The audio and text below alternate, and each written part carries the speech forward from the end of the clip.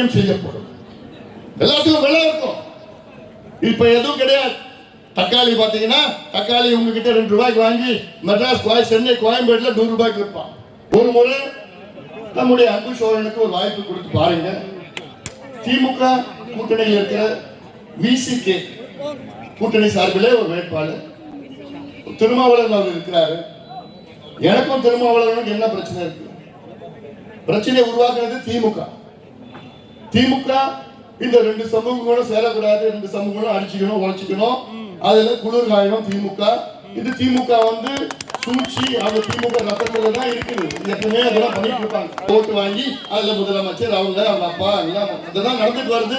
ஆனா இப்ப இருக்கிற சூழல் மாறி இதே திருமாவளவன் அவர்கள் திமுக கூட்டணியில் இருக்கிறாரு. அவருக்கு அங்க என்ன மரியாதை கிடைக்கும்?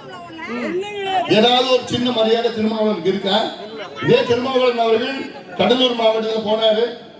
அங்க கடலூர் மாவட்டத்தில் நம்ம மாவட்டத்துல அறிமுக கூட்டம் நடந்தது. அவங்க கட்சியில அவங்க கூட்டணியில திமுக அறிமுக கூட்டம் 7, 8, 9 வேட்பாளர்கள் அங்கே ஒரு மேடையில் நின்றாங்க. ஸ்டாலின் அவர்கள் 9 வேட்பாளர்கள் அறிமுகப்படுத்தினாரு. எல்லாமே எழுந்து நின்று வணக்கம் வச்சாங்க. அப்போ விருதாச்சலம் வேட்பாளர் பிரேமலதா அந்தம்மாவும் எழுந்து நின்று வணக்கம் வச்சாங்க. ஆனால் திருமாவளவன் அவர்கள் இந்த 9 வேட்பாளர் பேரை சொன்ன நேரத்தில் எம்ஆர்கே பன்னீர்செல்வம் அமைச்சர் அவரு எழுந்து வணங்க வைக்கிறார். ஆனால் பிரேமலதா அவர்கள் கால் மேல கால் போட்டு காலாடி உட்கார்ந்தார். இதுதான் திருமாவளவன் அவர்களுக்கு திமுக கூட்டணியில் கிடைக்கிற மரியாதை.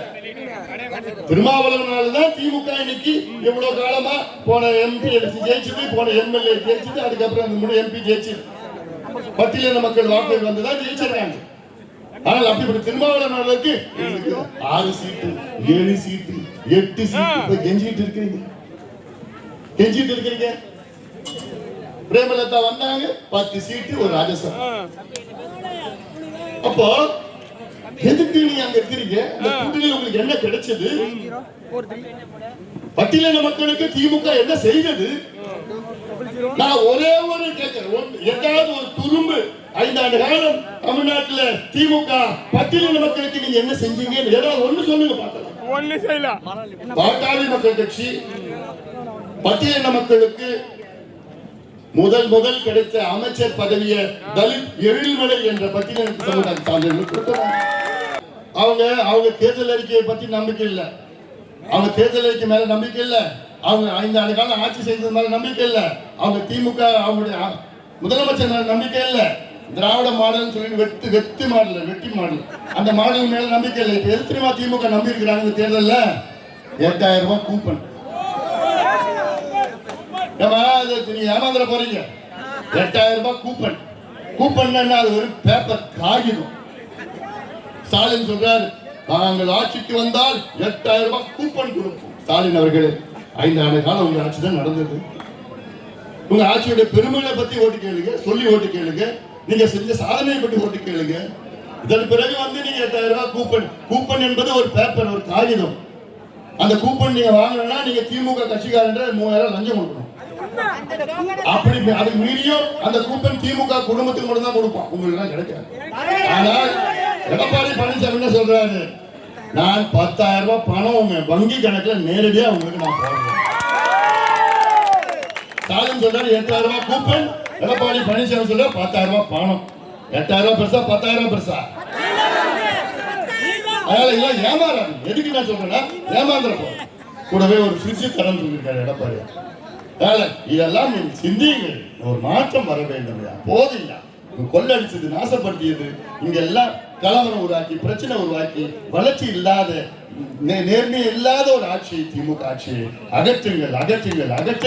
என்னுடைய அன்பு தம்பி அன்பு சோழன் ஒரு மருத்துவர், ஒரு டீசென்டான ஒரு இளைஞர், நல்ல ஒரு இளைஞர், நேர்மையானவர், ஒரு பாரம்பரிய குடும்பத்தில் பிறந்திருக்கின்றார். இந்த பகுதி மக்களுக்கு தொடர்ந்து சேவை செய்கின்ற, உங்களுக்கு தெரிந்த, உங்களுக்கு அறிமுகமான, உங்களுக்கு நீங்கள் கூப்பிட்ட குரலுக்கு ஓடோடி வர இருக்கின்ற நம்முடைய வெற்றி வேட்பாளர் அன்பு தம்பி அன்பு சோழன் அவர்களை மாமல்லன் சின்னத்தில் வாக்களித்து அவரை வெற்றி பெற செய்யுமாறு எல்லோரும் பணியோடு பாசத்தோடு கேட்டுக்கொண்டு நன்றியோடு அழைப்பதற்கு நன்றி.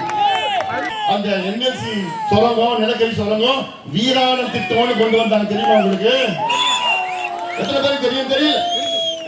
வீராணம் திட்டம்னு அறிவிச்சாங்க. என்ன வீராணம் ஏரியில சுத்தி இருக்கிற நிலத்தை எடுத்துக்கிட்டு அதுல நிலக்கரி சுரங்கம் தொடங்க போறாங்களாம். படுவாயில அறிவியல் அவங்களுக்குலாம்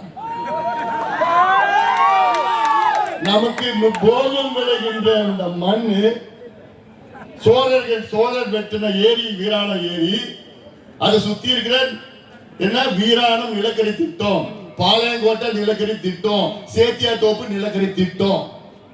இதை தடுத்து நிறுத்தியவன் இந்த அன்புமணி ராமதாஸ்.